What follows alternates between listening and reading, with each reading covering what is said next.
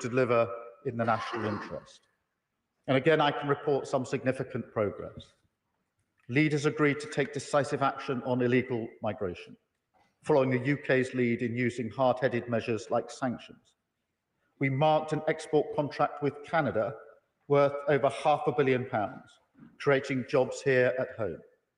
We secured Canada's agreement to ratify Britain's entry to the CPTPP, a trading bloc worth $12 trillion. And we secured President Trump's signature to fully implement our trade deal, which will slash tariffs on British goods. His executive order, Mr. Speaker, will remove aerospace tariffs completely, cut tariffs on cars from 27.5% that British car makers face now to 10% in a matter of days, saving thousands of jobs in the West Midlands and around the country. Mr. Speaker, I've been to Jaguar Land Rover many times now. I've looked those workers in the eye, and I know what this means to them, to their families, and to their whole communities. And that is who I'm representing at summits like this, the working people of Britain. Mr. Speaker, navigating this world requires cool heads. It defies simplistic answers and knee-jerk judgments. We don't pretend we can fix every global problem, but we can carve a unique path through these dangerous times to secure and renew Britain in an era of global instability. That's what our plan for change is all about, putting Britain's national interest first. After years of economic chaos, we've delivered economic stability for the British people. After years of our armed forces being hollowed out, we're building up our military, firing up our industries, leading in NATO, supporting Ukraine, keeping Britain safe. After years of fraying alliances, we're rebuilding them and shaping them to serve the British people. Focused every ounce of our global influence to deliver for working people, to deliver it in the national interest. And I commend this statement to the House. Leader of the Opposition, Kemi Ben. Thank you, Mr. Speaker. And I thank the Prime Minister for advance sight of his statement. He has evaded Prime Minister's questions for 2 weeks, only to come back here to tell us what we already heard on the news. This is a weak statement from a weak Prime Minister, which can be characterized in 2 words: noises off. In his statement, the Prime Minister said, "We urge Iran and Israel to honor the ceasefire." He said, "We are using every diplomatic lever to support this effort." What diplomatic levers? Are they the same levers he's using with his backbench rebels? Is he just asking them to please play nice? Let's be honest, Mr. Speaker, nobody cares what this Prime Minister thinks, and why should they, when he doesn't even know what he thinks, and clearly no one cares what he thinks because he was not involved. We used to be a strategic player on the global stage, Mr. Speaker, advancing Britain's interests with confidence. Order. You may not wish to hear the Leader of the Opposition, I do. Can I just say, it doesn't do anybody good in this chamber to try and shout somebody down who's speaking. Thank you, Mr. Speaker. They can shout as much as they like, but we all know the truth. We used to be a strategic player on the global stage, advancing Britain's interests with confidence, and now we are on the sidelines. Over the last few weeks, historic events unfolded in the Middle East, and at every stage, Britain has been out of step with the US and out of the loop with Israel. Last week, the Prime Minister came back from the G7, insisting that there was nothing that President Trump said that would indicate he was about to get involved in this conflict. Days later, the US launched its attack on Iran's nuclear facilities. He had no idea what was going on. The week before, Israel launched an attack on Iran, and it became apparent that the UK was not even informed about the attack in advance, despite us having been involved in previous preventative action. How is this standing up on the world stage? On Tuesday, the Foreign Secretary, a lawyer, repeatedly could not say whether the US strikes against Iran's nuclear facilities were legal. This is a government that doesn't know what it's doing. Let me make the Conservative position clear, Mr. Speaker. Iran has been a direct threat to the UK for years, plotting terrorism on British soil. It must not get nuclear weapons. And this is a time for Europe to step up, and the UK should be leading. Instead, we have an Attorney General using international law to constrain and restrict the UK while the Prime Minister hovers indecisively on the sidelines. What we need is a leader. Instead, we have 3 lawyers. Last week, I wrote to the Prime Minister about how this conflict has underscored the folly of the government's £30 billion Chagos surrender deal. The Diego Garcia base is of obvious strategic importance for conflicts in the Middle East. They're shaking their heads. They don't understand. It is obvious. It was used extensively. Diego Garcia was used extensively during the war in Afghanistan, including by the United States. And at Prime Minister's questions, the Prime Minister said that this Chagos surrender had been opposed by our adversaries, Russia, China, and Iran. Since then, it has been widely reported that China have offered massive congratulations on the deal and conveyed that it fully supports Mauritius. So can the Prime Minister now admit that he was incorrect to state on the floor of this House that China opposes the Chagos deal? And can he confirm if he still views China as an adversary? Under the terms of his deal, if the US were to launch an attack from the military base on Diego Garcia, we would have to inform the Chinese allied Mauritius government. Will he abandon the deeply flawed surrender deal? Because if not, when will he introduce the legislation setting out the details of the Chagos surrender so Parliament can consider and debate it? We welcome the announcement that the UK will be buying F-35A fighter jets. And I'm pleased that the Labour Party has now moved on from its previous position where it did not support NATO and advocated against the nuclear deterrent. They pretend that it never happened. We have the receipts. Conservatives are proud of exceeding the NATO baseline of 2% of GDP on defence, and we led NATO in getting there. But the government's aspiration to get spending on national security to 5% is just hope. The reality is Labour does not have a plan to get to 3%. It is all smoke and mirrors. And we do not know what the government will spend this extra 1.5% component on. So can the Prime Minister confirm whether this is money that we are already spending or whether there will be any new money? Because so long as this plan remains unfunded, these are just words. Instead of using smoke and mirrors to inflate defence spending, Labour should heed our call to hit 3% by the end of this Parliament with a fully funded plan to get there. You look at the money they claim they're going to save with their welfare bill. 5 billion is nowhere near the tens, if not hundreds of billions that we're going to need to find to meet this defence spending target. And this is the problem, Mr. Speaker. It is one thing to talk about spending money on planes and infrastructure, making announcements about reviews, but it is another to be clear where the money comes from and how it will be spent efficiently to secure the defence of our nation. They can mutter all they like. We all know that they are terrified of doing anything that is even remotely difficult. Mr. Speaker, it is crucial that there is a clear, united front in full support of Ukraine, which secures peace on their terms. The stakes could not be higher. We need the government to be leveraging British influence in every way it can for Ukraine. So can he tell us whether he pushed for clearer language in the NATO communique about Russia being the aggressor in this conflict? And can he update us on the UK's current position on Ukraine's accession to NATO, given the absence of detail in this year's communique? We must ensure our leading role continues, but this requires strong leadership and an ability to influence. Mr. Speaker, in conclusion, the Prime Minister may have finally returned to this House after a fortnight away, but in truth, he is all at sea. Irrelevant on the world stage, impotent in the face of rising illegal immigration, and now with 126 of his own MPs all openly undermining his authority, his government is incapable of making even the smallest changes to bring down the cost of our ever-expanding welfare bill. There is no way they're going to be able to pay for our defence. This is a government that is paralysed by its own legal advice, paralysed by its rebellious backbenchers, and paralysed by the fear of being found out for having no real vision for this country. Prime Minister. To those who will late him, please don't stand. Prime Minister. Mr. Speaker, we live in more volatile times than many of us can remember, with conflicts in many parts of the world that are evolving in a very fast and dangerous way. There's never been a more important time to work with our allies and to be absolutely serious in our response. That response was unserious. Unserious. To suggest at a time like this that the Prime Minister attending the G7 Summit and the NATO Summit is avoiding PMQs. is unserious. What happened at NATO yesterday was historic. It was very important at a time like this that NATO showed unity and strength with a commitment to the future, not just to the past.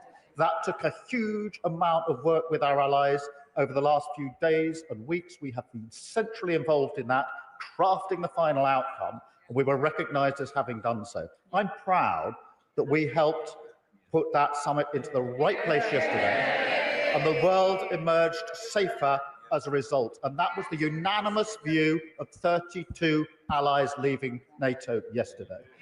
For the leader of the opposition to belittle it just shows how irrelevant she and the party opposite are becoming. They used to once be serious about these issues. They used to be capable of cross-party consensus. And all of that is slipping away. We've led on Ukraine, free trade deals, and she talks about the prospect of US attack. She must have overlooked the fact that on Tuesday, when I returned from the G7, the first thing I did was go straight into a COBRA meeting to plan for all contingencies, including a possible US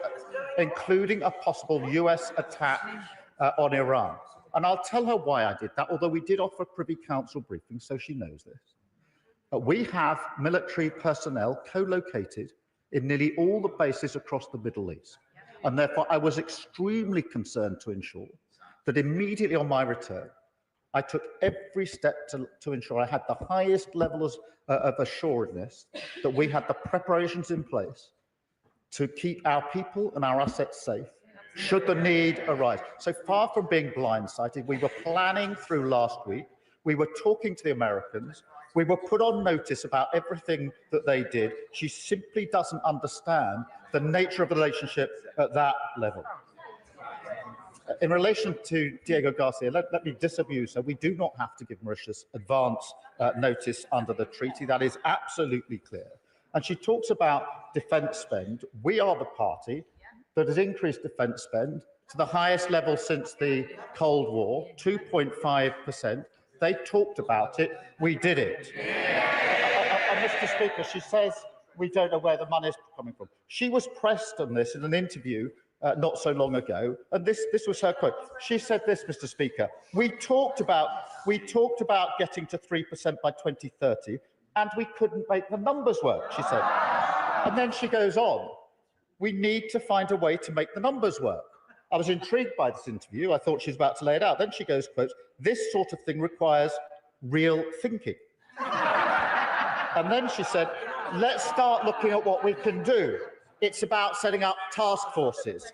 Mr. Speaker, that's how unserious they are. She asked about the Ukraine communique. As she will know if she'd actually studied this, the way that NATO works is an iterative process.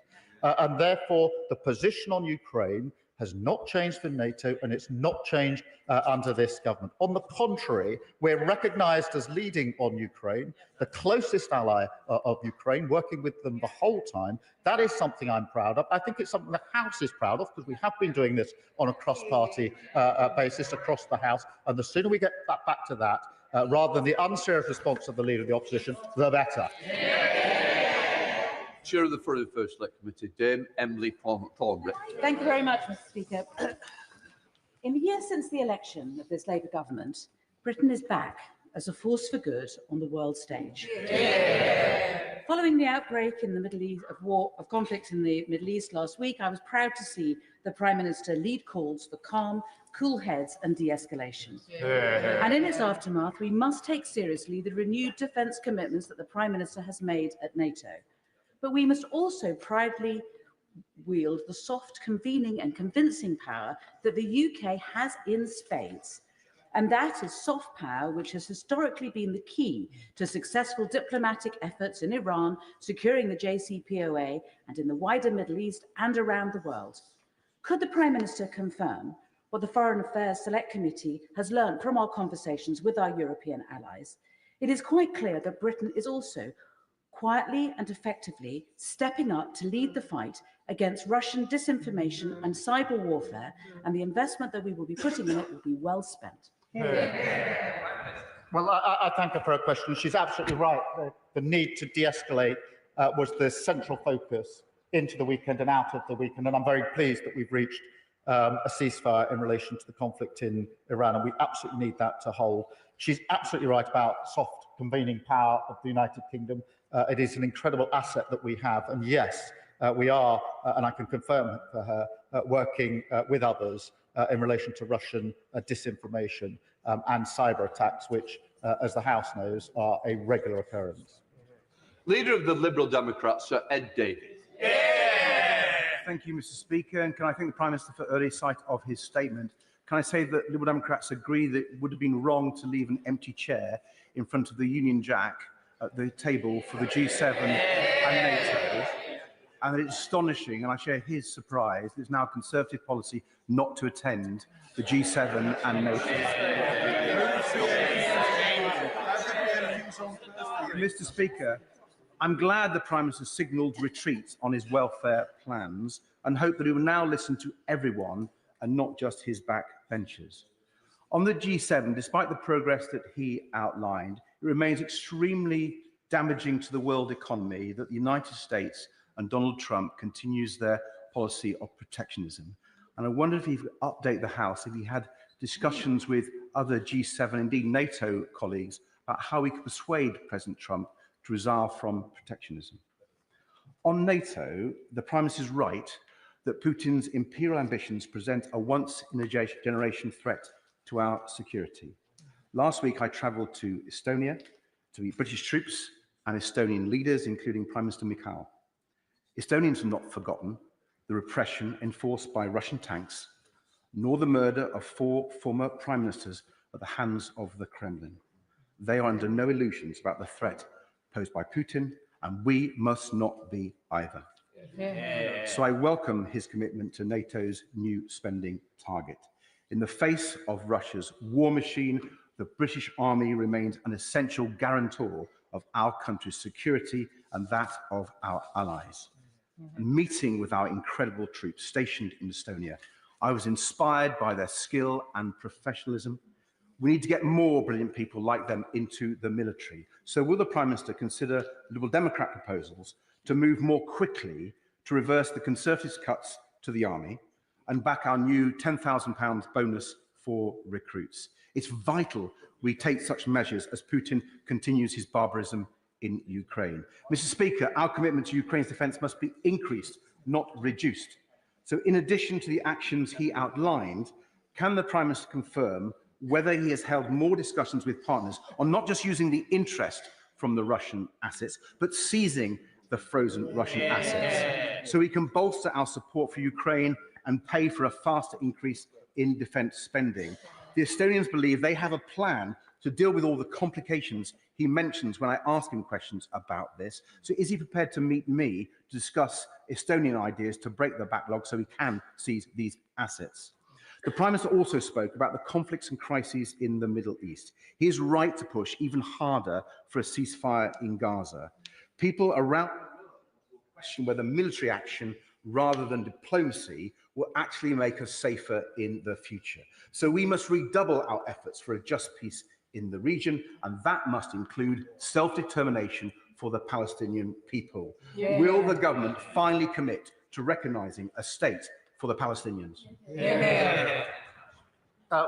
Can I thank him for his question? He started by asking whether I'd discussed with other G7 partners the question of the tariffs from the US. Yes, we did. We do frequently discuss trade and the economy and the challenges, frankly, that those tariffs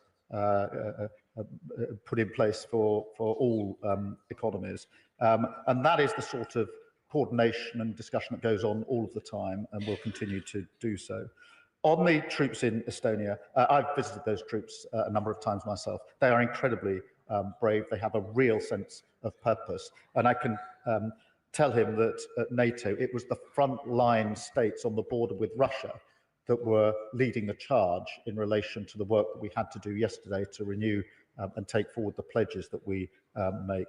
He asked about reversing the cuts to the army. We will begin the work reversing those cuts. When the party opposite came into government, there were 100,000 in our army. When they left, there were 70,000. I think that's what Ben Wallace meant when he said they'd hollowed out our armed forces. On the question of the assets, and whether they themselves can be seized rather than just using the interest, I have been discussing that with colleagues, as he would expect. It is complicated, as he knows, and there isn't one view, frankly, on this issue amongst colleagues and allies. I'm very happy to see the proposals that he's received from Estonia, I believe, or any others, but it remains complicated, and I have to say allies are in different places on this, but we will continue to discuss it.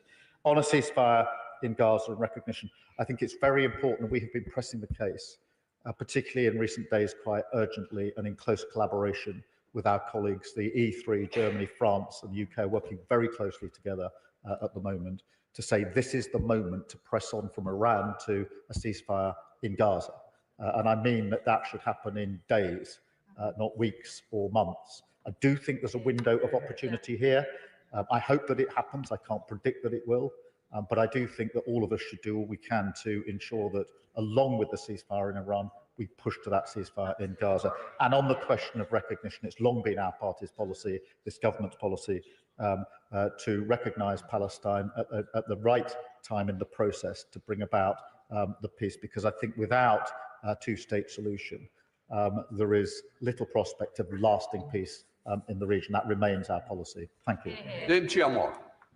Thank you, Mr. Speaker. Last week, as part of the Armed Forces Parliamentary Scheme, I visited NATO's headquarters in the UK, where I met fantastic young men and women learning great skills as they prepare to defend Britain abroad.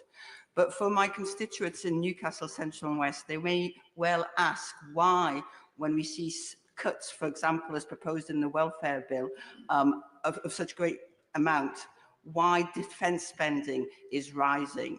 For the benefit of my constituents, could he simply and briefly set that out? Firstly, can I congratulate her on her elevation? I haven't seen her personally since then. Very well deserved. But she raised a really important point. It is right that we recognise that the first duty of the Prime Minister is to keep the country safe and secure in a volatile world. And that is a duty that I take extremely seriously. We do live in a volatile world. And it's not just something which happens overseas and has no impact on us, because what has happened in the Ukraine conflict has already had an impact on her constituents in relation to their energy bills, in relation to the cost of living and so much else. And we can see from the last week or two the impact that the conflict in Iran was having on oil prices again, which have a direct impact on her constituents. So it is absolutely right and in our own interests that we take the necessary measures in relation to defence spend. I should also say that we're determined to ensure that as we spend more on defence, that is reflected in good, well-paid jobs in the United Kingdom, including in her constituency on all three fronts. That is the answer I give to her constituents. Rishi Sunak. Yeah. The Iranian regime has long presented a threat to the United Kingdom. As the Prime Minister and I have both experienced, our security services have foiled almost 20 Iranian-backed plots here at home. The prospect of a regime like this having nuclear weapons is unacceptable, and so I welcome the US and Israeli action. Does the Prime Minister agree with me that we and our European allies should now trigger snapback sanctions unless Tehran admits the IAEA and allows them to fully verify that all efforts to enrich enhanced uranium have ceased? I thank him for his question and endorse what he says about our security services, which, as he knows very, very well, do an incredible job in the most difficult of circumstances at great speed, and have foiled a number of plots which would have caused widespread panic, violence and destruction. On snapback, thank him for raising this. That is a consideration that we are discussing with our allies, I do think that it has to be part of the pressure that we apply. Exactly when and how snapback is applied will obviously be a question of discussion, but he's absolutely right to say that is the very discussion we should be having at the moment. I thank him. Flavor. Mr. Speaker, I welcome my honourable friend's statement and his commitment to increase defence expenditure, but given that we are looking to improve public services, health service, social care, education, police, is it realistic to do that within the current tax envelope? And hasn't the time come for us to review how we tax wealth as opposed to work, and to make sure that those people who can bear the heaviest load? Well, I thank him for his question. On the question of defence spend, when we set out the commitment to 2.5 by 2027-28, I set out at the same time how we would fund it, and we will continue to take the approach to any spending commitment that we make.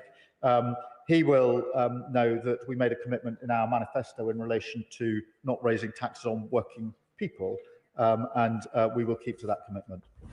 James Clever. Thank you, Mr. Speaker. I welcome the element of the Prime Minister's statement where he explicitly links defence, diplomacy and domestic security, and he is absolutely right to highlight that interconnection. Therefore, will he revisit the spending review, which sees 4.5% and 5% real terms reductions in Home Office and FCDO budgets to make sure they can actually do their jobs within that interconnected system? And in order to pay for that, will he ensure his Chancellor removes the job-destroying taxes on employment, reduces the tax burden which is seeing entrepreneurs and wealth creators leave the country in their droves? And will he show real leadership and ensure his backbenchers do not prevent his front bench from reducing the cost of our welfare bill so we can pay for these incredibly important governmental functions? Well, I thank him. On the question of the Home Office responsibility in relation to domestic security, he's absolutely right, and that's why it's important under the new definition of NATO that resilience at home is now included, because cyber attacks are commonplace. Attacks on energy has been weaponised, and there are many counter-terrorism operations that have to be carried out in relation to state threats. We were very careful in the spending review to make sure there was adequate money on all of those threats, and I went through that myself, so I can give him that assurance. In relation to the money coming in and out of the country, he'll no doubt want to celebrate. We've had record investment under this Labour government in the last 12 months, £120 billion, including the single biggest, which was £40 billion 2 days ago from Amazon, the single biggest investment, a sign of confidence in this government, be measured in many jobs across the country. Well, thank you, Mr. Speaker. Rochdale has been a proud home for Ukrainians ever since they were forced to flee Soviet starvation, murder and oppression in the 1930s and 40s.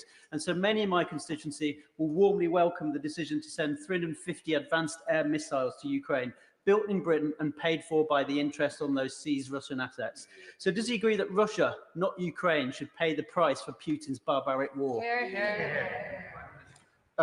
Yes, I do, and I think it's very important that we emphasise when we do send these missiles to Ukraine, that one, we are supporting Ukraine as we have done throughout, but secondly, that is not paid for by the British taxpayer, but is paid for on the interest of Russian assets that have been frozen. Helen Maguire. Thank you, Mr. Speaker. Does the Prime Minister agree with me that in the context of the threat posed by Putin, we must be providing more guidance and support to Britons to prepare them for the possibility of a future conflict, and that this should involve a national resilience campaign? Well, I do think we need to focus on resilience, and in a sense, the shift to 5% is a reflection that national resilience is becoming ever more central in relation to our own national defence, particularly on cyber, where there are frequent attacks from other states. On energy, we've seen from the Ukraine conflict that energy has been weaponised, and in relation to counter-terrorism with state-backed actions in this country, many of which have been thwarted. But she's absolutely right. We need to do more on resilience. Dr. Zuba Ahmed. Speaker, while the Prime Minister was in his rightful place at the NATO Summit this week, I was in my constituency of Glasgow South West for the opening of the Janet Harvey Hall, a £250 million installation that will turbocharge shipbuilding in this country and put it in the service of our defence sector. The Prime Minister knows government shipbuilding very well. We on this side of the House recognise that the defence of our country is now inextricably linked with the growth of our economy and investment in our public services. But this view is not universally shared.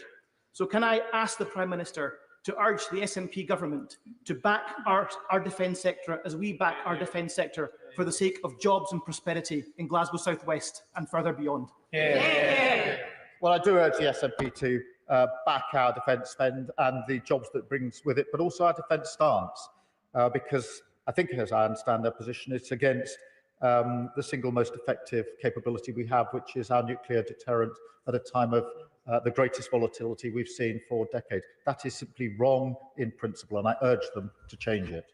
Harriet Baldwin. Thank you very much, Mr. Speaker. And at the NATO Summit, was the Prime Minister able to add his voice to the congratulations and thanks that NATO Secretary General paid to President Trump for the successful military strike on Iran's nuclear programme? We've long argued that Iran should not be capable of having a nuclear weapon. And what happened on Saturday night was a big step to alleviating that threat.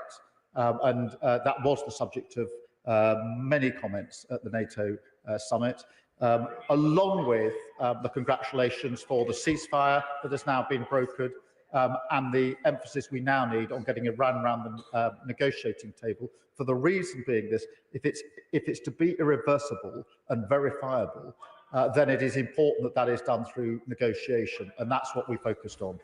Mark Ferguson. Mr. Speaker, I welcome the Prime Minister's statement, especially on defence. Politics is about priorities, and I know he knows, the most important responsibility of government is defence of the country and defence of its people. So I echo the very sensible points made by the Right Honourable Member for Richmond and Northallerton, sadly, which weren't made by the opposition from bench, particularly his point around our intelligence services. Our intelligence services are the finest in the world. There are those who we will never know and we will never see, who have kept this place safe, our democracy safe, and our communities safe. So will he assure me that as we seek to invest more in defence, there is a particular focus on supporting our intelligence services? Well, he makes a good point. Our intelligence service do an incredible job, and I pay tribute to them. As he will know, from now on, where the intelligence services are contributing to our national defence, that will be included in our defence spend. Not included in 2.5%, that was core defence as always understood, but then to be added to it, which what takes it to 2.6% in 2027-2028. Jamie Flynn. Mr. Speaker, it won't have escaped anyone's notice that whilst the Prime Minister was rightfully away at the G7 and NATO summits, he made tens of billions of pounds of unfunded spending commitments. Yet next week he expects members of Parliament to vote with him to remove money from disabled people who need help to go to the toilet. How can he justify making a moral argument for security abroad whilst removing security from disabled people at home? Well, as he will know, when we announced the 2.5% increase in defence spending, we made it very clear where that money was coming from, and it was not coming from welfare spend, as he very well knows. But I believe in the moral duty, and it is a moral duty to defend our country. That means working with our NATO allies and making sure we have the most effective deterrent. He cannot give lectures on the moral duty to protect our country whilst maintaining a position of casting aside the single most effective deterrent that we have. That is unserious. So none can. Thank you, Mr. Speaker. I currently visited a NATO Air Force base in Poland as part of the Armed Forces Parliamentary Scheme that I'm currently partaking in with the RAF. I saw firsthand the importance of working closely with our NATO allies to defend our nation and keep us secure, as we witnessed firsthand the scramble to the skies to ward off Russian fighter jets.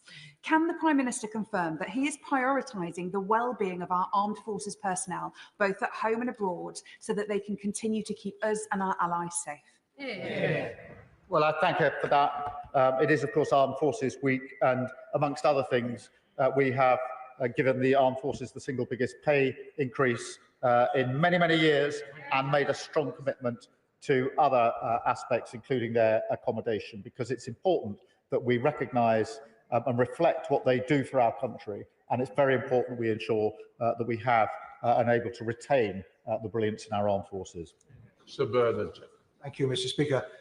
Can I very much welcome NATO's commitment to 3.5% core defence spending and 5% on a broader definition by 2035 for all NATO member states. But the Prime Minister and the government have only published spending figures up until 2030. Isn't it now incumbent upon the government, and when will the government now publish public spending plans for 2030 to 2035 to show how the 3.5% of core defence spending is going to be met by the government? Otherwise, it's just an unfunded promise.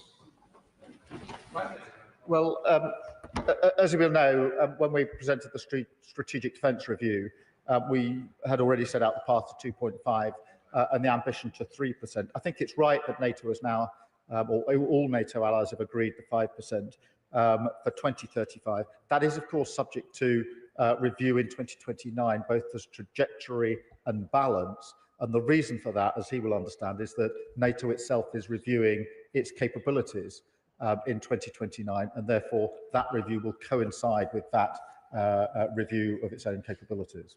Rachel Bass.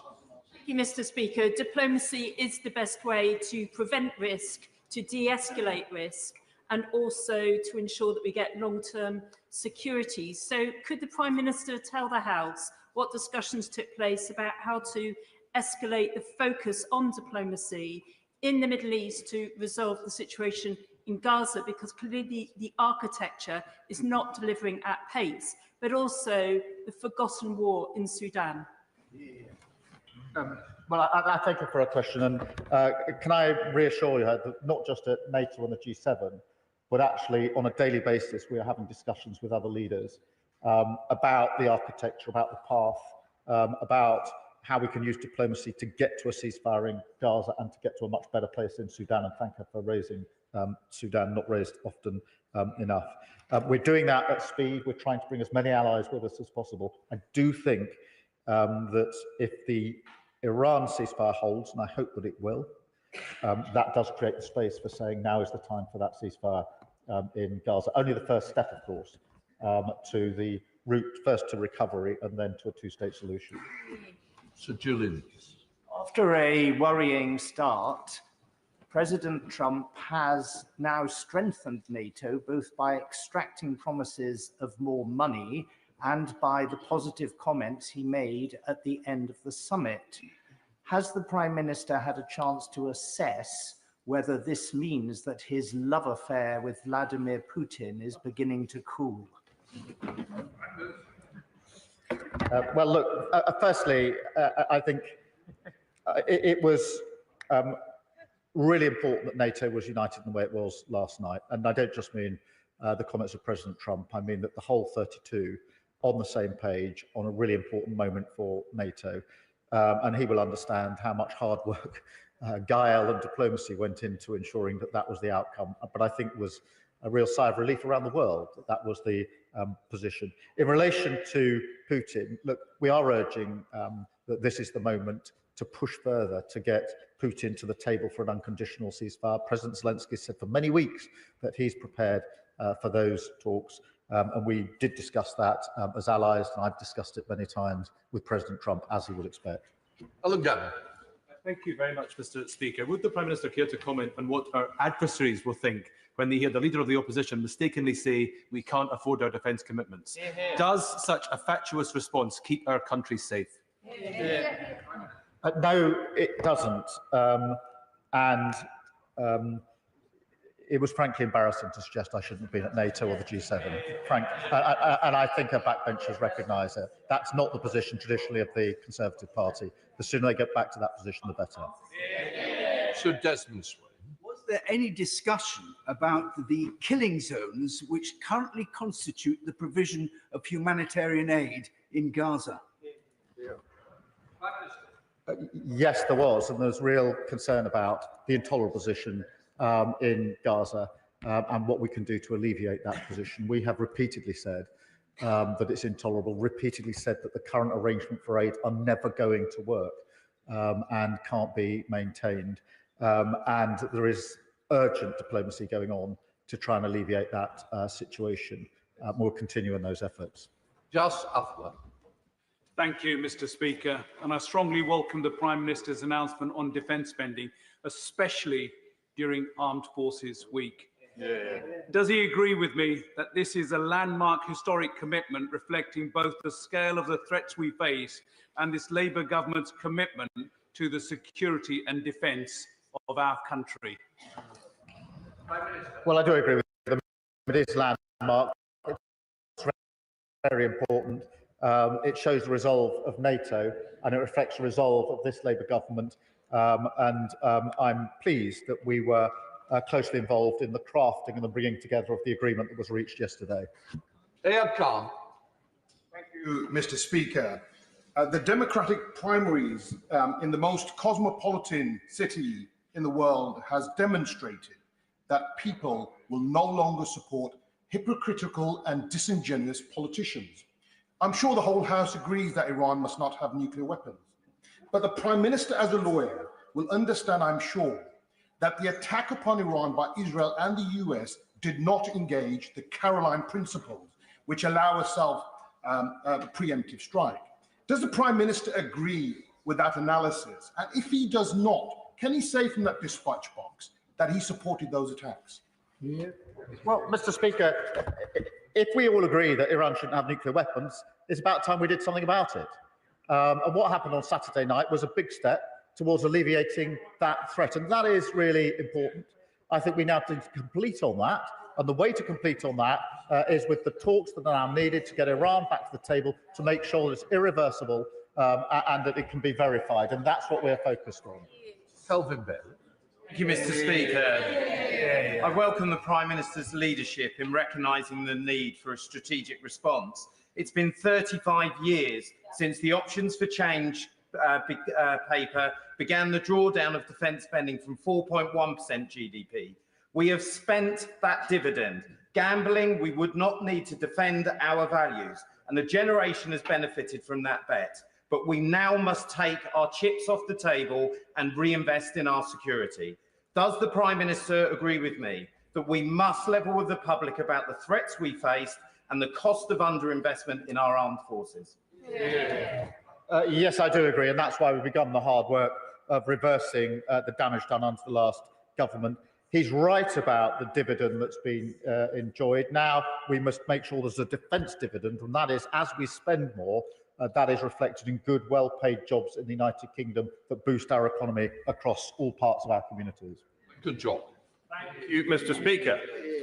The former Prime Minister has just welcomed the US military action against Iran at the weekend. Why can't the Prime Minister bring himself to welcome it too? Well, because I've said we need to alleviate the threat. I've said that taking a huge step towards alleviating the threat. I've discussed that with G7, with NATO colleagues. I've discussed it with President Trump. And everybody was very pleased that there was such unity on it. Joanna Baxter. Thank you, Mr. Speaker. The forced deportation of children is illegal under international law, and yet Russia continued to steal Ukraine's future one child at a time. So can I please ask the Prime Minister if the issue of Ukraine's stolen children was discussed with our allies, And what more is being done to return those children to their homes and their families?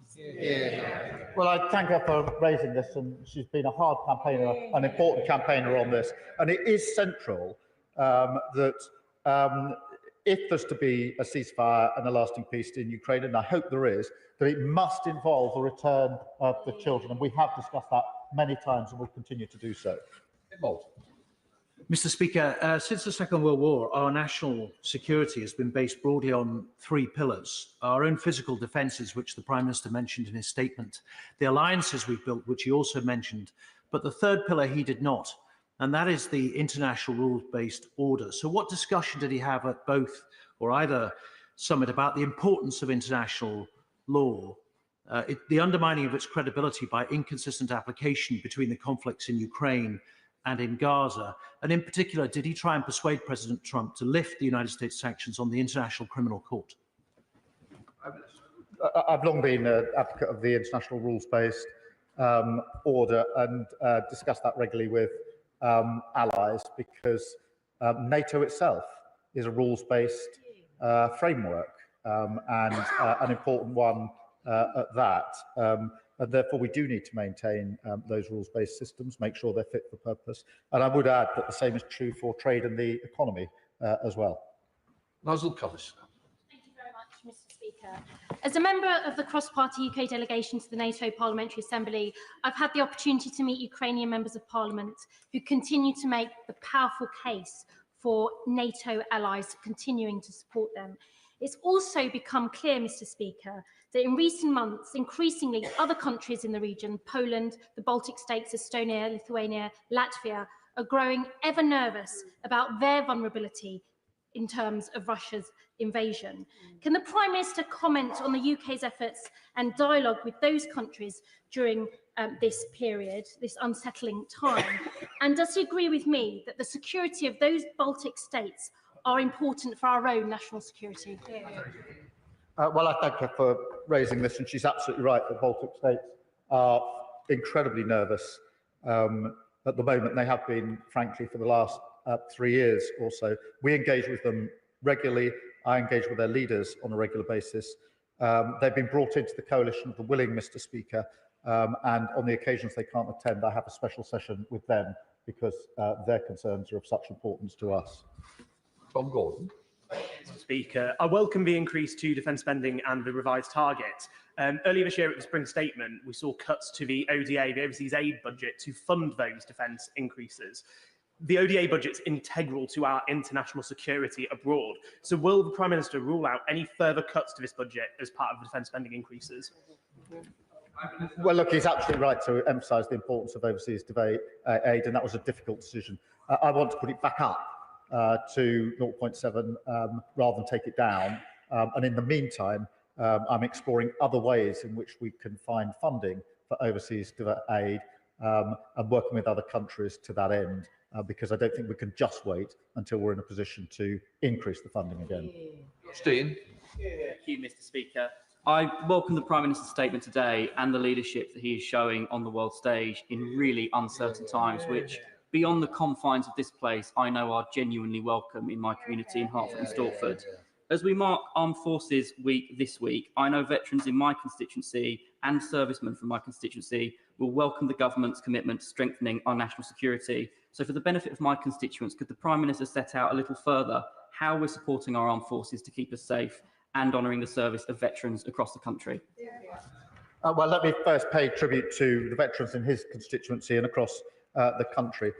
We have put in place a number of initiatives already, particularly in relation to homelessness and veterans, more broadly in relation to accommodation and the support that goes in just to veterans, but also our armed services. That's vitally important as a reflection of their contribution, but also to ensure that for those serving, we deal with the retention crisis caused by the party opposite.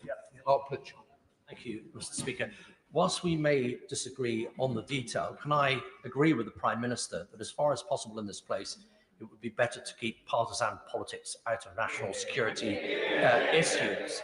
And who knows, I may get the whip withdrawn for saying that, but so be it. There are things that go beyond party politics. So can I thank the Prime Minister for all his hard work in the national security interests of this country?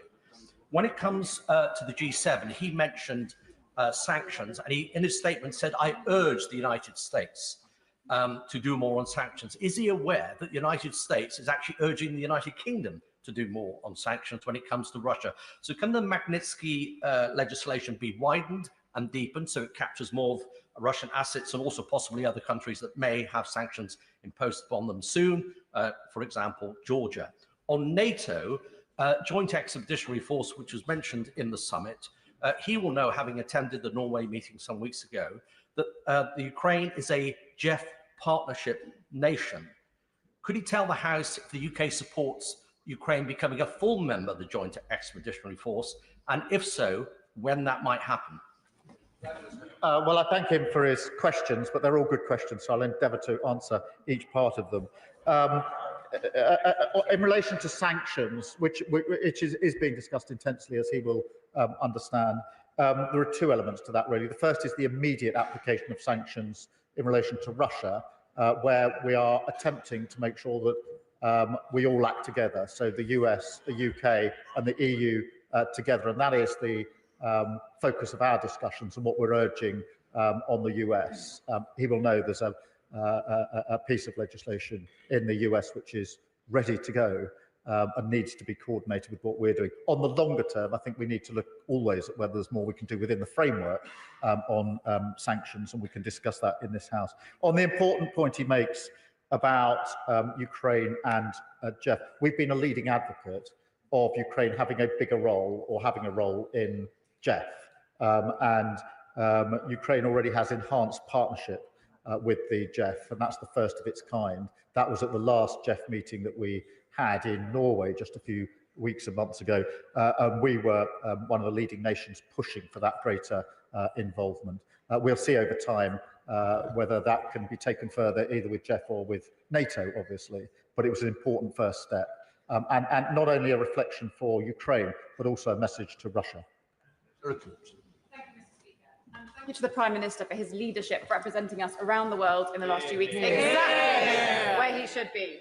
Does the Prime Minister want to remind the party opposite about the fact it was the Labour government which last spent 2.5% of GDP on defence? And can the Prime Minister set out how increasing our defence spending will keep our country safe and support high-quality manufacturing jobs in West Bromwich and the whole nation? Well, I'm happy to remind the House that we had 2.5% of GDP on defence spending under the last Labour government, and we'll have it under this Labour government. In 14 long years, they didn't do that. Mr. Macbeth. Thank you, Mr. Speaker. I welcome the increase in defence spending. So will the Prime Minister take this opportunity to explain where the money is coming from, particularly as his government continues to weaken our country's economy, and when another expensive benefit U-turn on top of the winter fuel U-turn is on its way? Well, she must have missed the record investment in our country in the last 12 months, £120 billion, the 4 interest rate cuts, and the fastest growth in the G7 in the first quarter of this country. And every time we've increased defence spending, as we did with the 2.5%, we've set out at the same time where that money is coming from. Mr. MacDonald. Thank you, Mr. Speaker. I find the Leader of the Opposition incredibly disappointing, so goodness knows what her own benches think. But while she's talking Britain down, can I commend the Prime Minister for the leadership he's shown this week? And could he say a little more about how businesses in the defence supply chain, particularly in the Teesside Defence and Innovation Cluster, can contribute to this national mission for defence and security? Well, I'm grateful for him for raising this question. There are 2 or 3 principles here. Firstly, as we increase defence spend, we need to see that reflected in good, well-paid jobs in constituencies across the country. Secondly, Mr. Speaker, there will obviously be the big sectors on defence who will benefit, but we've put together a hub for smaller supply chain businesses, which will be in pretty well every constituency, whether they're defence-specific or not, to ensure that they take advantage of the contracts and the extra spending on defence. And in that way, we can ensure that there's a dividend back in the United Kingdom for the extra spend that we're putting in place. Thank you, Mr. Speaker. There's been some recent confusion from defence ministers surrounding the purchase of 12 F-35A nuclear-capable fast jets. So can the PM please inform the House when the proposed in-service date is for this important capability? Well, we made the commitment to the capability, we're obviously now talking to allies about precisely what the timetable will be for that, and I'll update the House. But the important thing is the commitment is there. He will know that this is a commitment to the NATO initiative, bringing us within that initiative, and therefore a lot of moving parts. But the commitment we've made is a very firm commitment, and I'll set out the timeline and progress on it in due course. Dr. Peter, please. Thank you, Mr. Speaker. So F-35A, hard power. BBC World Service, soft power. Would he agree with me that the World Service is a crucial element of our soft convening power? Yes, I've long been a supporter of the BBC World Service, and it chimes with the other questions I had about the soft power of this country. We have incredible soft power, incredible strength in our diplomacy, and that very often achieves results in a way that then makes it less necessary to use the hard power. Thank you, Mr. Speaker. There is scepticism in my Huntingdon constituency at how the increase in defence spending might create good local jobs there. But having already pitched to the Chancellor and the Defence Secretary earlier this month to the Procurement Minister alongside my local authority CEOs, Huntingdon is recognised as the home of UK defence intelligence capability, as well as that of US operations in Europe, as well as NATO's. So, given 10% of the equipment budget is now pledged to developing new technology, along with the 400 million Defence Innovation Fund, will the Prime Minister back my commitment to leveraging the designation of RAF Witten as an MOD Trailblazer site to build a defence technology cluster to create highly technical local jobs and build new defence capability from Huntingdon? I think he's in discussion with our ministers about this, and obviously we look forward to taking that forward. In relation to what he refers to as the scepticism of his constituents in Huntingdon, I want to reassure them through him that this increased defence spend will bring yield to Huntingdon, to his constituents, in the defence-specific sectors, but also in the supply chains as well. Mr. Speaker, I welcome the Prime Minister's statement and his leadership. Can I just return to international humanitarian law? The International Development Select Committee recently published a report that showed that IHL is under threat like never before, and attacks on aid workers are rising. So can the Prime Minister assure us that the UK will be a champion for IHL? And could he elaborate on conversations on upholding it in relation to Gaza, but also Sudan and the many other countries ravaged by conflict around the world? We have an absolute commitment to international humanitarian law, and it's extremely important that we keep to that, whether that's in Gaza or in Sudan. And that guides, that is the framework through which we make our decisions.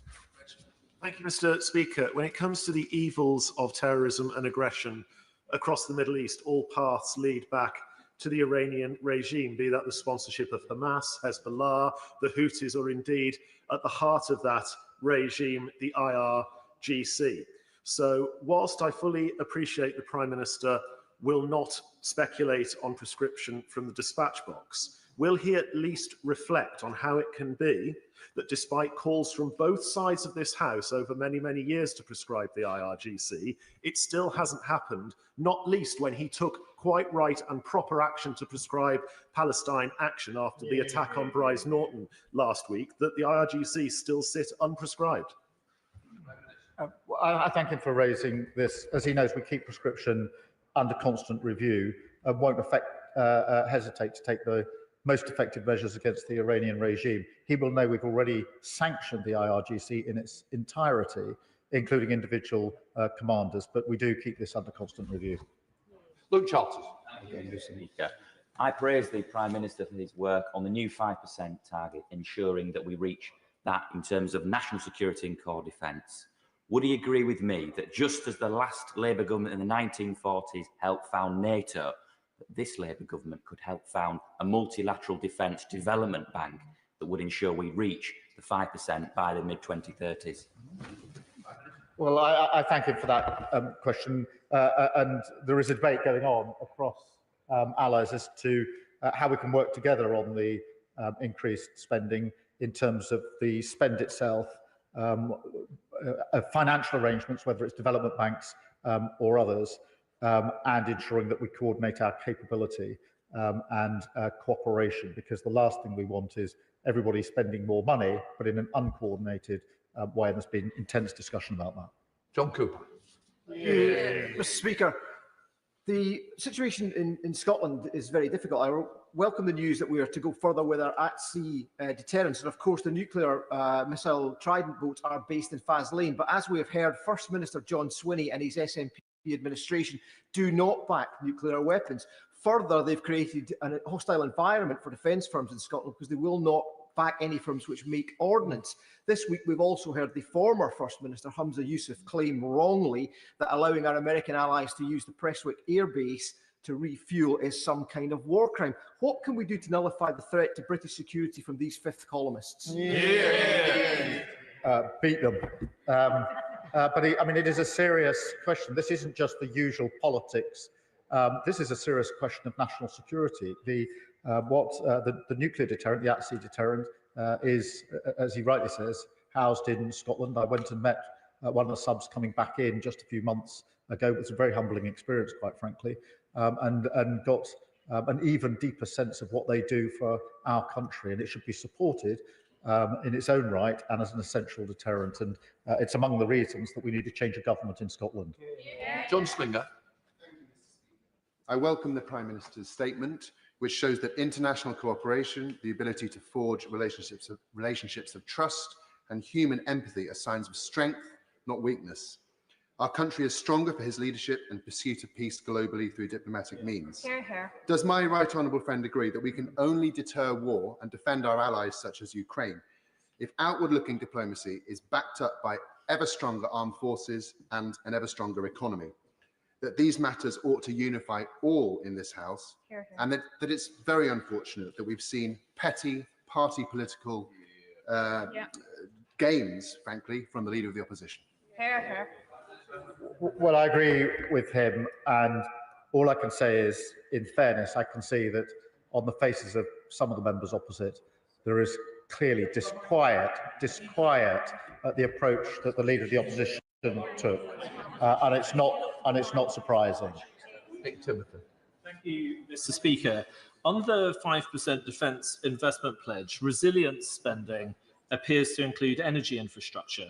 Given the evidence about Chinese-made cellular internet modules and kill switches, will he say categorically that China must be kept out of all critical infrastructure, including wind turbines and solar panels? Well, he's right to raise this issue, and obviously we carefully review and monitor any Chinese involvement in any elements of security. But it is right that we now include resilience in our overall definition of national spend and act accordingly. Laura Cox. Mr. Speaker, and I thank the Prime Minister for his commitment to keeping our country safe and his effective diplomacy to that end. While our international aid budget is now diminished, it remains my belief that the work we do to prevent and respond to humanitarian crises around the world plays a crucial role in global stability and security, and in turn our own. Can the Prime Minister reaffirm his commitment to this vital role for the UK in the world? Yes, I can, and she's right to raise it and to describe it in the way that she did, and we're a leader on this, continue to be. We want to get our aid budget back up, but in the meantime, I want to work with other countries to find other ways of providing and financing that support as a matter of some urgency. Bradley. Thank you, Mr. Speaker. I welcome the increase in defence spending, but how on earth is the Prime Minister going to pay for it when his party can't agree on a small reduction in the welfare bill? We have set out in clear terms when we went to 2.5% both to date, plus the way in which we would pay for it. That's the way we do business on this side of the House. For 14 years, they lost control of the economy, left hollowed out armed forces, a 22 billion black hole, and frankly, they're in no position to lecture anyone about these issues. Still less after the response of the Leader of the Opposition, which shows exactly why their party is sliding into irrelevance. Right, man, now. Mr. Speaker, I think it's clear today that the Leader of the Opposition should never represent the United Kingdom on the world stage. Absolutely outrageous, Mr. Speaker. But I am grateful to my right honourable friend for his statement, and following the comments of other honourable members, can I ask him what assessment he has made of the potential opportunities for Scottish-based defence and aerospace industries, which already support hundreds of jobs in Coatbridge and Bellsill, arising from the expectation to reach 4.1% of GDP by 2027? And does he share my concern that the disjointed defence policy of the SNP risks jobs and investment in Scotland, and we need to fight that at all costs? Well, he shouldn't worry too much about the Leader of the Opposition representing our country. She never will. Mr. Speaker, if she did, the chair at the NATO Summit would have a little sticky note on it saying "busy at PMQs," presumably. Mr. Speaker, that's how unserious her point is. But on the substantive question of jobs in Scotland, there is the real potential now to build on what Scotland does. It's got a proud history in relation to our defence and security, and this provides an opportunity to build on that platform. James Shannon. Thank you very much, Mr. Speaker. Can I thank the Prime Minister very much for his statement? I know that nobody in this House can doubt the sincerity of his careful words and his commitment for what is best for the United Kingdom of Great Britain and Northern Ireland at the G7 and NATO Summit. The Prime Minister will be aware of my support for Israel and indeed the support of so many in this great nation. That was, I believe, one of the major issues at the summit. So can the Prime Minister outline, please, whether time was taken with our closest ally in the United States of America to discuss steps that can be taken to cut the head off the IRGC and to ensure that the USA bombing of the Iranian nuclear program was a success and thereby secure a truce and a lasting peace in the Middle East? Thank you. Well, I can assure him that is an ongoing discussion that we have with our US allies, both at leader level and between our teams on an ongoing and constant basis. Israel has the right to be safe and secure, and it is neither safe nor secure at the moment. We have to be absolutely clear about that and the right of Israel to defend itself. And that means discussions about the IRGC, it means discussions about Iran, which has been a constant source of threat and terror and conflict in the region. And yes, we discussed not just the attack on Saturday, but also the further measures that can be taken to make sure that Iran never has the capability to develop nuclear weapons. Thank you, Mr. Speaker, and I thank the Prime Minister for his statement and for his leadership, something which I'm sure is welcomed by our allies around the world, if not by the Leader of the Opposition. My right honourable friend mentions that there is now a window of opportunity for peace in the Middle East, and I'm sure that's something we would all want to see happen and come to fruition. However, with deadly attacks on Palestinian people seeking food continuing, can the Prime Minister advise from his discussions whether there is any prospect of Israel allowing the UN and other humanitarian organisations to resume food distribution in an ordered and fair way? Well, they should do, and we're urging that they do, because the current arrangements are intolerable and they're never going to work. And we need to be really clear about that, and we will continue to urge that with our allies and obviously talking to leaders across the region, as she would expect. But now is the time to push on also for the broader ceasefire to alleviate the situation more generally and allow a path to open for the long-term conflict resolution that's needed. Thank you, Mr. Speaker. It's the role of any government and Prime Minister, and it's their first duty to keep this country safe. I know it's a role that our Prime Minister takes incredibly seriously, which is in stark comparison to what we've seen today from the Leader of the Opposition. The Prime Minister will know when he visited Blackpool, and he has visited Blackpool many times since becoming Leader of our party, that young people told him at my sixth form college they're crying out for local jobs in the Blackpool area to keep them there. Will he ensure that this defence increase of 5%, which is welcome, will create the decent, well-paid jobs on the Fylde coast so young people in Blackpool can get those jobs where they live? Well, I'm grateful for his question. I've visited Blackpool many times, as he knows. I know firsthand just how important it is for young people to see money going into their economy with jobs in Blackpool for them. And I remember profoundly at a sixth form college in Blackpool asking the group of, I think, 17-year-olds, how many of them were proud to be from Blackpool. And they all put their hand up. And when I asked them how many of them thought that their jobs in the future would be in Blackpool, only one of them put their jobs up, because they all thought that they would have to leave Blackpool to get the jobs that they wanted. We need to turn that around. This gives us an opportunity to start doing that. We now come to Chris Vance. Thank you, Mr. Speaker. And can I thank the Prime Minister for his statement today? And from a personal point of view, can I thank him for his recent visit to Harlow and the Downs Primary School, which recently received an excellent Ofsted report. Would the Prime Minister agree with me to achieve the sustainable and long-term peace that we all so desperately want in the Middle East, in Gaza, in Ukraine and in Sudan? We must work together with one voice with all of our NATO allies, and that's why his leadership on a global level is so important, and it's so important that he attends all of these events to represent our proud nation. Well, I'm grateful. I remember being the most recent visit to the primary school, I think, was to roll out our free school meals policy. So I was very happy to do that, Mr. Speaker, by actually serving school meals myself. So if all else fails, I've got a backup. But Mr. Speaker, he's absolutely right. This is at a time like this. It is actually a time when usually this House comes together and speaks with one voice, and we're the more powerful for it. And I have to say, President Zelensky has told me on a number of occasions how much it means to his people. And to be fairness to the party opposite, they've always been resolute on Ukraine. She needs to look again, the Leader of the Opposition, at her approach. And the sooner we get back in a time like this to the kind of cross-party unity we had, the better, because our adversaries know that when they see unity here, that is much more of a problem for them than when they see unserious division. That completes the statement. Let the front bench change over.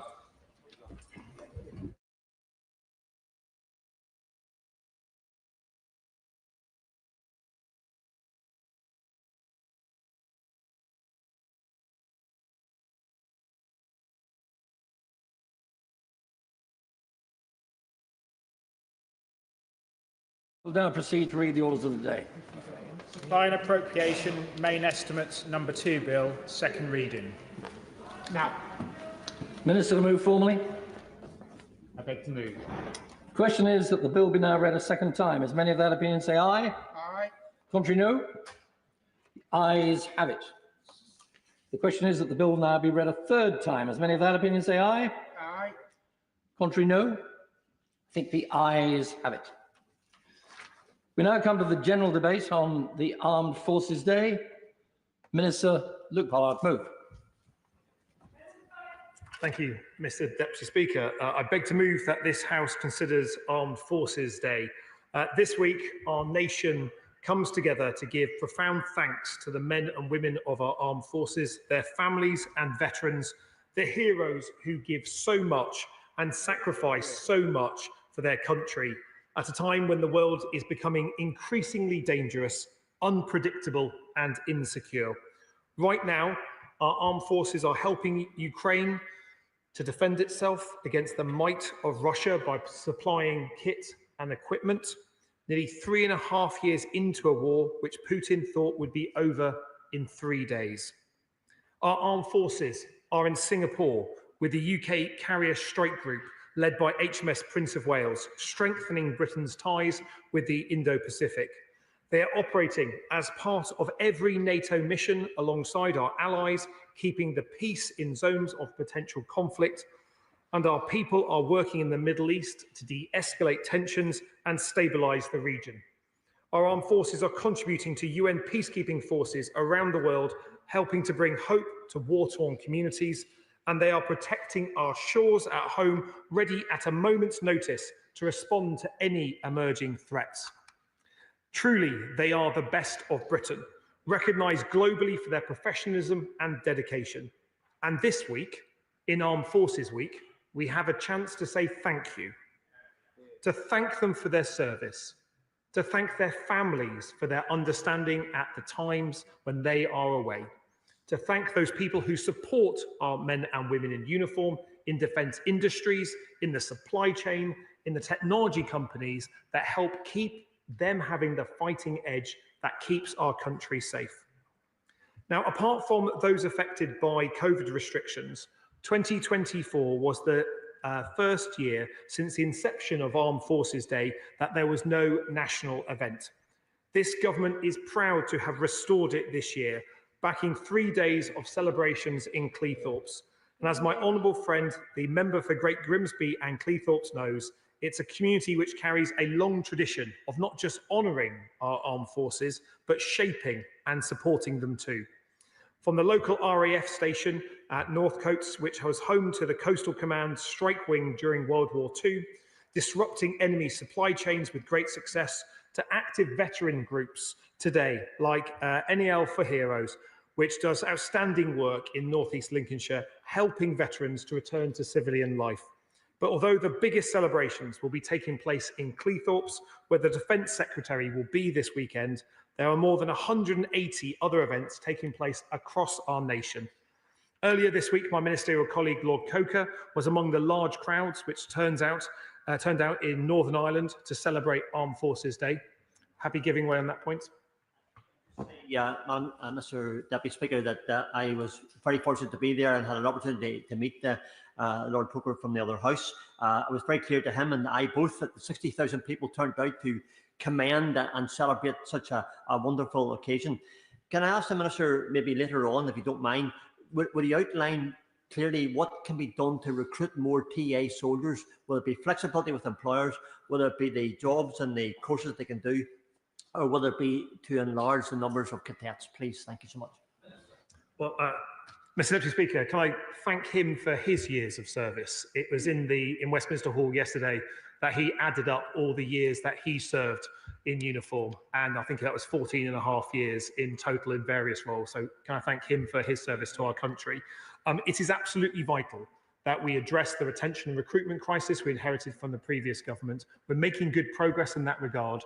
A key part of that is not only recruiting new people to our regular forces, but also making it easier to join the reserves as well. And whether people are serving full-time, part-time in their spare time, there is an opportunity for people right around the country to contribute to our armed forces. My ministerial colleague, the Minister for Veterans and People, will be setting out further steps as to how we're going to improve our reserves as we approach the Armed Forces Bill in the next session of Parliament, making the case that improving our reserves makes us safer, but also provides more opportunity for the nation to have a closer connection with those people who serve as well. Happy to.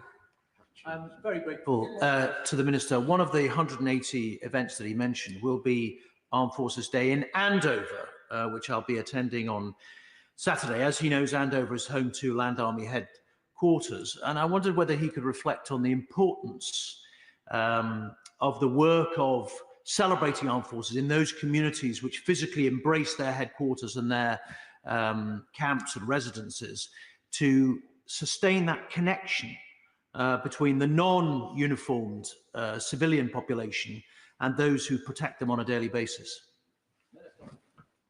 Well, can I thank him and thank him for his attendance at an Armed Forces Day event this weekend. As someone who represents Devonport, home to Western Europe's largest naval dockyard, I'm acutely aware of the relationship, the important history and the connections today between our military, those civilians that in Devonport's case support the fleet, and our wider community, including veterans. I think it is absolutely right we tell the story of that connection, not just by looking back at the battles of previous years, those people who never returned from wars, but making the case that investing in our defence today creates good, well-paid jobs. It provides opportunities for our young people. And it's one of the sources of great pride, I think, that our Army, our Navy and our Air Force all feature in the top 5 employers of apprentices in the country. It's a huge opportunity to celebrate the skills that we have, but also the connections between our people, because I think all our communities are proud of our armed forces. And this weekend's a great opportunity to say that again. John Slinger. I thank my honourable friend for giving way. He knows that recently I had the great privilege of visiting our base in Erbil in the Kurdistan region of Iraq, where I saw for myself the dedicated service of the troops and their officers who are doing huge work to help that regional government and also thereby enhance regional security and British security. They are a tribute to this country and we owe them a debt of gratitude. And we should remember that there are so many service men and women overseas doing very difficult work sometimes in harm's way. And on Armed Forces Day, we must remember all of those serving officers and soldiers as well. Well, can I thank him for his remarks just there? I think it is a good reminder that on Armed Forces Day and in Armed Forces Week, there'll be parliamentarians on all sides of the House visiting local communities, making the case for armed forces in their communities. But there will be people from communities right around our country who won't be at those celebrations because they'll be serving on the front lines overseas, helping to project UK power and influence, helping to stabilise regions, and helping to make sure that we de-escalate tensions. And the work that our forces do in the Middle East may have been in the news quite a lot recently, but their work that is often not covered in the news is nonetheless as vital for our national security and worthy of our praise and thanks. And I'm certain on a cross-party basis, there is support for the work that they do across the Middle East. My right honourable friend, the Minister for Defence Procurement and Industry, will be in Liverpool this weekend celebrating alongside her community of Liverpool Garston at Armed Forces Day events. And the Minister for Veterans and People, my friend for Birmingham Solioke, will be in Coventry, having completed a tour of many of our communities nationwide, making the case for further investment in services to support our veterans, Mr Deputy Speaker, a vital part of this government's work to support those people who have served. Many celebrations will be taking place across Scotland and Wales, including in Edinburgh, where the Minister for Scotland will be attending, and I will be back home in Plymouth, home to not only Devonport, but Stonehouse, the spiritual home of the Royal Marines, where I'll be out on force on the Hoe on Saturday. And for those people not familiar with Plymouth geography and some of our international viewers, the Hoe is a wonderful cliff-top view of Plymouth Sound, and nothing more sinister than that, shall I say. But look, as a son of a Royal Navy submariner, I'm proud to represent my hometown, which is not only steeped in military history, but also plays a pivotal role in protecting Britain today. Having grown up as a Navy brat, I know that many remarkable people in defence tend to dismiss their achievements as just part of the job, a humbleness that defines service in our country. But I know what they do, how they go well beyond the expectations of a normal day job, how they shoulder immense responsibilities with great modesty and, supported by their families, perform the ultimate public service. Through the government's Strategic Defence Review and defence reform, we're putting much more emphasis on our people and on renewing the nation's contract with those who served. The most troubling thing I've seen recently in relation to our people was the Continuous Attitude Survey, which revealed that only a quarter of our service personnel believe they're valued by society. For members who haven't read the latest Continuous Attitude Survey, can I encourage them to do so? It tells a story about what our people think, and although we're now seeing morale stabilising after a decade of falling across all three of our services, the fact that they don't feel valued by society should be a wake-up call for all of us about how we talk about our armed forces, how we support our armed forces. Happy giving way. I thank the Minister for giving way, and I apologise for not being in the chamber when he referred to my constituency. Earlier this weekend, we will be hosting National Armed Forces Day, which is going to be fantastic. And the comments that he's making there about remembering our veterans, remembering our people, Saturday will be a true celebration and all of the work that so many people put into making sure that we are safe and secure every day. Minister. Well, can I thank her for all the work that she put into making the case as to why Cleethorpes should be the first of the renewed National Day events. I know the Defence Secretary is looking forward to attending events in Cleethorpes this weekend and to hearing from not just those people who serve today, but the young people of the cadets in her community that may well be those people who serve in the future, and those veterans who have served our nation as well. I'm looking forward to events in Plymouth, but I know that the events in Cleethorpes will be the centre of our national attention this weekend, and rightly so.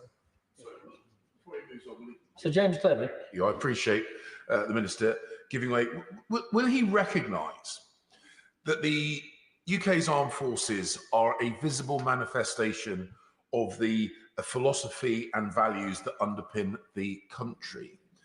And if society does not value the armed forces, might he concede it is because consistently, I think we have failed to defend the principles and values that underpin our society. And we should confront the accusations that this, for example, is an inherently racist country, which it absolutely is not, and confront the accusations that our history is not something we should be proud of, because perhaps then a wider society will appreciate the men and women who defend not just the physical country, but our values, our history, and our philosophy.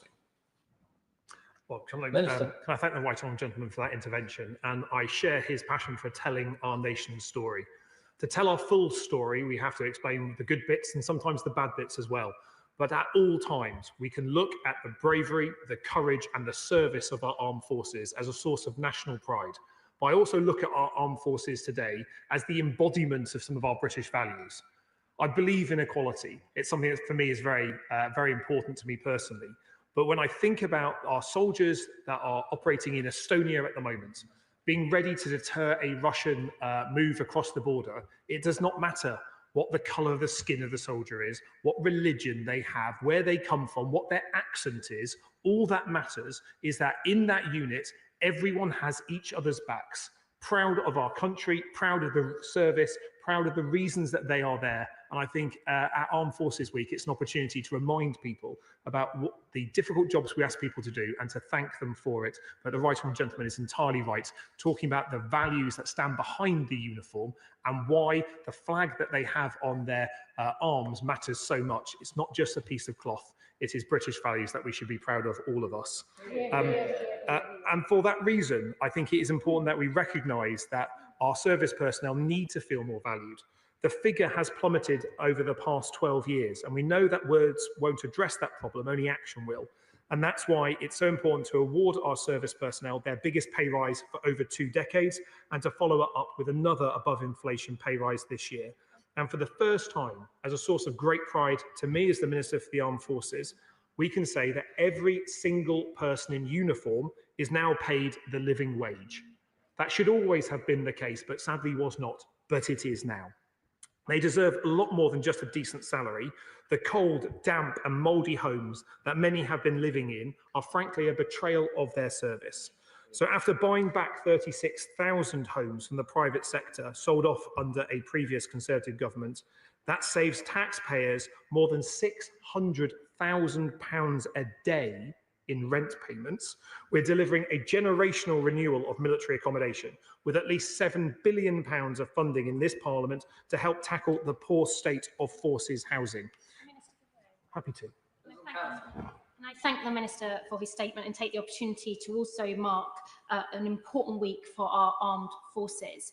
And I welcome everything he's saying about the support to our armed forces, but also to their families in the way of investment in the homes and also more money in their pockets. Does he agree with me that supporting our armed forces goes way beyond just the equipment they need on the front line, but it's about making sure that their families are supported and valued through the support we can give them as a government, but also in the communities that they live in?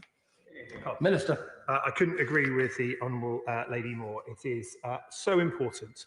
I think in this debate, and I am somewhat guilty of this occasionally, Mr Deputy Speaker, many of our defence debates have been about kit, has been about platforms, and if it's anywhere near me, has often been about frigates.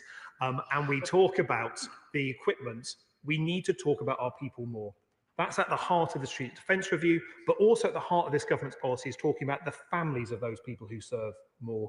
So that's why the Armed Forces Commissioner Bill that we are placing through the House, that I hope will become law soon, puts an emphasis on allowing service families to access the Commissioner, to make a case that it is the whole defence family, those people who serve in uniform and their family members that back them in service, that need to be valued by this nation. And I believe on a cross-party basis, that is a view that is shared. What we now need to do is to make sure it's featured in our legislation and in day-to-day operations of our military. There's more to do on that.